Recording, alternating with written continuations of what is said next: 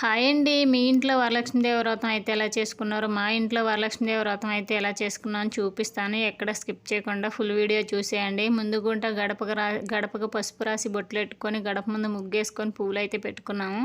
తర్వాత గ్యాస్ నీట్గా కడిగేసుకొని గ్యాస్కి కూడా పసుపు రాసి బొట్లు పెట్టేశాను. పెట్టేసి ముందు గుంట పాలు పొంగించాలి కదండి. పాలు పొంగించడానికైతే గ్యాస్ మీద గిన్నె పెట్టి గిన్నెలోనైతే పాలైతే పోసాను. పాలు పోసి ముందుగుంట సేమియా అయితే తయారు చేద్దామని చెప్పి నేనైతే పాలు పొయ్యి మీద పెట్టాను. పాలు బాగా మరిగిపోయాక దాంట్లోకి కావాల్సినవన్నీ యాలకులు, కొజ్జారం అన్నీ అయితే వేసేసుకున్నానండి. ఇవన్నీ బాగా ఉడికించేసాను. ఇవన్నీ బాగా ఉడికించేసి సేమియా కూడా బాగా వేపేసుకొని దాంట్లోకి జీడిపలుకులు కూడా వేసేసుకున్నాను. ఇవి బాగా మరిగాక సేమియా కూడా దాంట్లో వేసేసుకొని బాగా అయితే ఉడికించేసానండి. ఉడికించేసిన తర్వాత దీంట్లో స్వీట్ కూడా వేసుకోవాలి కదా. స్వీట్ కూడా దీనికి సరిపోయేటట్లయితే నేను వేసేసుకున్నాను. ఇవన్నీ అయితే వరలక్ష్మీదేవి వ్రతానికి కాబట్టి మేమైతే 5 రకాల ప్రసాదాలు అయితే చేసుకున్నామండి. ఈ 5 రకాల ప్రసాదాలు ఏ ప్రసాదాలు చేశానో ఫుల్ వీడియో చేస్తున్నాను. ఎక్కడ స్కిప్ చేయకుండా చూడండి. ఇప్పటి వరకు సేమియా చేసి పక్కన పెట్టాం కదండి. ఇప్పుడైతే శనగలండి. శనగల ప్రసాదం కూడా అమ్మవారికి ఇష్టమైన ప్రసాదాలు 5 రకాలు నేనైతే చేశానండి. ఈ 5 రకాల్లో ఒకటి సేమియా, 2 శనగలండి. శనగలు కూడా ఉడికించేసుకున్నాను కుక్కర్లో వేసేసి.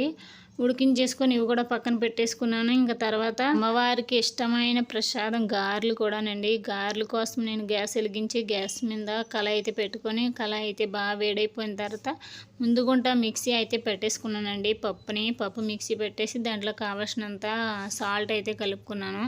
సాల్ట్ కలిపేసుకొని పాలు కవర్ ఉంటుంది కదండి. పాలు కవర్ మీద పెట్టి సేపు పోకుండా అయితే చూడండి ఎంత నీట్గా వేస్తున్నాను. మేము ఎప్పుడు వేసినా సరే ఇలాగైతే వేసుకుంటాము. అమ్మవారికి ఇష్టమైన ప్రసాదాలు కాబట్టి స్నానం చేసి ప్రసాదాలు అయితే చేయాలి. అలాగే మీరైతే గారెలు ఎలా వేసుకుంటారో కామెంట్ బాక్స్లో కామెంట్ చేయండి. ఇంతకీ నాకు గారెలు వేయడం వచ్చిందో లేదో కూడా కామెంట్ బాక్స్లో కామెంట్ చేయండి. ఫైనల్గా మేము గారెలు కూడా వేసేసుకున్నాను. గారెలు వేసేసుకున్నాను. అవి ఆ పక్క ఉడికిపోయి ఇంకా రెండో పక్క కూడా టర్నింగ్ చేసేసుకుంటున్నానండి. ఫైనల్గా నేనైతే చాలా గారెలే వండాను. ఒకసారి ఒక వాయి వేసేసుకున్నాను. అది ఉడికిపోయింది. ఆ ఉడికి పక్కన పెట్టేశాను. ఇంకా నెక్స్ట్ రెండో వాయికి కూడా కొంచెం రుబ్బు అయితే ఉంది. ఆ రుబ్బు కూడా రెండోసారి గారెలు అయితే వేసేసుకుందామని మొత్తం అన్నీ కూడా వేసేసాను. ఇలాగ అన్ని గారెలు వేసేసుకొని అమ్మవారికి ఇష్టమైన ప్రసాదాలు అయితే నేను చేసుకుందామని చెప్పి అయితే అన్ని రకాల ప్రసాదాలు చేద్దామని అయితే అన్నీ కొనుక్కు తెచ్చి పెట్టుకున్నాను. కానండి మా ఇంట్లో అయితే ఎవ్వరికి బాగాలేదండి. అందరికీ జ్వరాలతో ఉన్నారు. అందరూ జ్వరాలతో ఉన్నా సరే అమ్మవారి కోసం అయితే చెయ్యాలి కదా అని చెప్పి అయితే నేనైతే ఎవరికి బాగోకపోయినా సరే చేద్దాము, ప్రతిసారి చేస్తున్నాం కదా ఈసారి ఎందుకు చేయకూడదు అని చెప్పేసి అయితే ఫైనల్గా ఈ ప్రసాదాలు అయితే చేశానండి. ముందుగుంట నేను సేమియా చేశాను, శనగలు ఉడకబెట్టాను, ఇంకా గారెలు కూడా ఉడికించేసాను. ఇంకా పులిహోర ప్రసాదం అండి. పులిహోర ప్రసాదానికి ఆయిల్ మరిగించేసి శనగపలుకులు వేసేసి దాంట్లో పచ్చిమిరపకాయలు, జీలకర్ర, ఆవాలు, పోపులు అన్నీ వేసేసుకున్నాను. ఇంకా పచ్చిమిరపకాయలు కూడా వేసేసుకున్నానండి. పచ్చిమిరపకాయలు ఎందుకంటే వేసుకుంటారు, మేమైతే వేసుకుంటామండి. చాలామంది వేసుకోరు, మేము వేసుకుంటాము. ఇంక కరివేపాకు, సాల్ట్ వేసేసుకొని దాంట్లోకి పసుపు కూడా వేసేసుకొని అన్నీ కలిపేసుకున్నానండి. ఇవన్నీ బాగా కలిసిపోయాక నిమ్మకాయ రసం అయితే పిండుకొని పక్కన పెట్టుకున్నాను.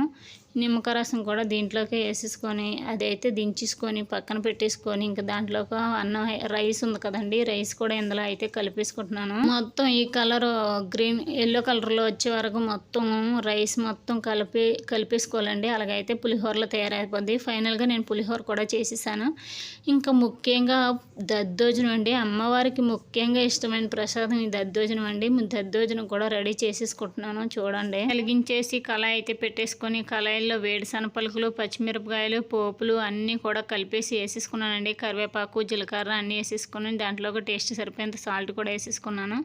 ఇంకా అన్నీ వేసేసుకొని ఇంకా దద్దోజనం కోసం పెరుగు కూడా యాడ్ చేసేసుకున్నానండి. ఇంకా ఇవన్నీ వేసేసుకొని దద్దోజనం కూడా రెడీ చేసేసాను.